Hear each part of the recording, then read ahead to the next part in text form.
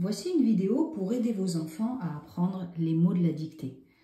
Nous sommes tous différents et évidemment nos enfants le sont aussi. Donc la chose est assez complexe parce que on veut les aider mais dans leur singularité. Déjà on sait qu'on a classé les individus et donc les enfants aussi en 3 groupes. On les a classés en visuel, auditif ou kinesthésique.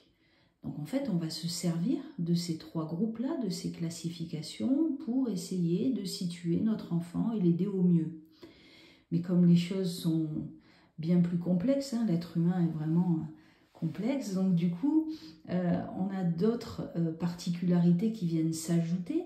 On a tout simplement des fois des enfants qui sont davantage matheux, hein, ils n'hésitent pas à vous dire « Ah, moi je déteste le français ». Des enfants qui sont dyslexiques aussi, ou tout 10, hein, dysorthographiques, dyspraxiques, dyscalculiques. Il y en a qui sont aussi hypersensibles.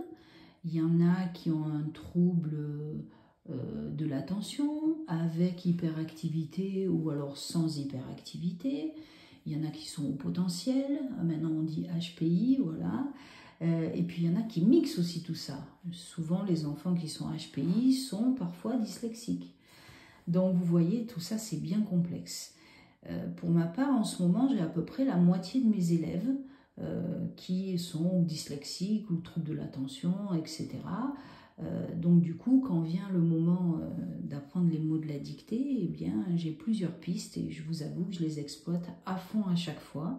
Et au fur et à mesure de nos séances, il se dégage des tendances, ou plus visuelles, ou plus auditives, etc.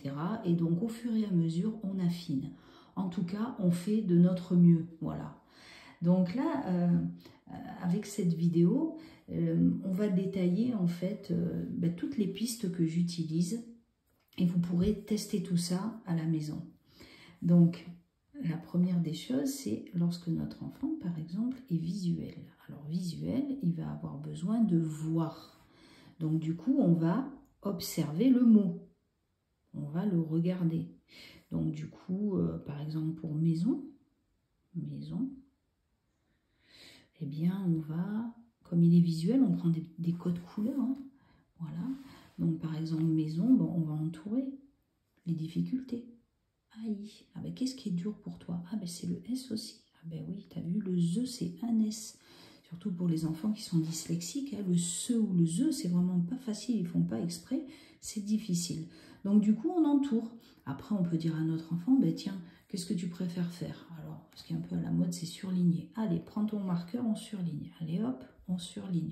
Il y en a qui vont vouloir souligner, peu importe. En fait, on fait un peu comme ils veulent, comme ça on les a bien avec nous, ils sont acteurs de cet exercice.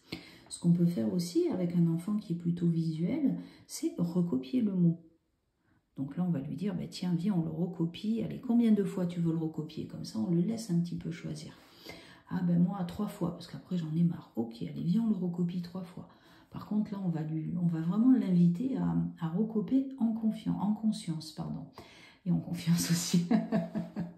Donc en fait, en conscience, ça ne va pas trop lui parler, mais on va lui dire, ben, tu vois, quand tu copies le mot, essaie de ne pas penser à autre chose. Essaie vraiment de penser au mot et à ce qui est difficile pour toi dans le mot. Donc là, on a 2 pistes avec les enfants qui sont visuels. Pour les enfants qui sont auditifs, alors eux, ils vont plutôt réagir au son. Ils vont retenir ce qu'on dit, ce qui s'est dit. Donc du coup, on peut dire les difficultés. Dire les difficultés, en fait, ça va être, ah ben tu vois, par exemple, dans maison, eh ben, ce qui est difficile, c'est que le E, c'est AI, que le S, c'est ZE. Le E, c'est AI, et le ZE, c'est un S. Voilà, lui, il va retenir ces phrases-là. On peut aussi épeler le mot. Ça marche bien avec les auditifs. Maison, M-A-I-S-O-N, à toi. M-A-I-S-O-N, puis c'est vous qui répétez. M-A-I-S-O-N, etc. Et ce qu'on peut dire aussi, c'est essayer de trouver des phrases qui claquent, si je peux m'exprimer ainsi. Par exemple, toujours. Toujours, à la fin, il y a toujours un S. Donc du coup, on peut dire, ah ben toujours, il y a toujours un S. Ah ben oui, toujours, il y a toujours un S. Et du coup, quand il fera la dictée et que la maîtresse va dire toujours, lui, il va se dire toujours, il y a toujours un S. et ça va marcher. Donc là, je mets phrase, hein, ça veut dire trouver la petite phrase qui va bien. Voilà. Pour les enfants qui sont kinesthésiques, alors déjà, il faut que je l'écrive. Kinesthésique, voilà. Donc si votre enfant est kinesthésique, ça veut dire qu'il va mémoriser en bougeant, en faisant des mouvements. Donc là, on va l'installer un peu comme il le souhaite. Donc en général, donc là je vais marquer s'installe comme il veut. Alors, ça veut dire que souvent, s'ils restent sur la table, ils vont se mettre à genoux. Pas sur la table, pardon. Sur la chaise, ils vont se mettre à genoux sur la chaise. Ou alors, on peut leur dire, ah bah, tiens, viens, tu peux te mettre sur ton lit. Alors, ils vont s'allonger sur le lit. À ce moment-là, bah, vous pourrez le faire travailler sur une ardoise. Les ardoises blanches avec les feutres qui s'effacent. Même s'ils roulent sur le lit, c'est pas grave du tout. Il y en a qui restent debout aussi. Petite anecdote, mon Hugo, tu te reconnaîtras, en fait, j'ai un élève cette année qui passe le bac, mais je ne le suis plus, hein, je l'ai suivi jusqu'en 3e, et en 3e, il avait une rédaction à faire, et impossible de trouver les idées pour faire son plan, etc. Et là, je ne sais pas pourquoi, il s'est levé, et il a commencé à bouger dans la pièce, à sauter, mais vraiment, hein, à tirer des coups de pied comme ça dans le vent. Et moi, je me suis dit, waouh, qu'est-ce qui se passe? Alors, on a vraiment rigolé avec ça, quoi. Et finalement, les idées ont fusé. Il est revenu, il les a écrites, il s'est levé, il en a trouvé d'autres, etc. C'était vraiment une séance de travail inédite. Et quand je suis rentrée à la maison, j'ai un peu cherché et j'ai trouvé justement les enfants kinesthésiques. Et franchement, je pense qu'il faut vraiment respecter ça. Ça peut paraître comme ça bizarre. Heureusement que ses parents ne sont pas venus. Ils se seraient dit, mais qu'est-ce que c'est son cours? Mais en fait, ça marche vraiment, voilà. Donc, surtout les enfants qui ont besoin de bouger, ben, on peut les laisser aussi s'exprimer comme ça peut vraiment très bien marcher.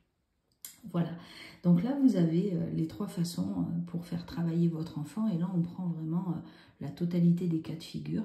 Après vous verrez au fur et à mesure, on n'est jamais ou tout l'un ou tout l'autre, donc vous verrez si c'est tendance visuelle, tendance auditive, etc.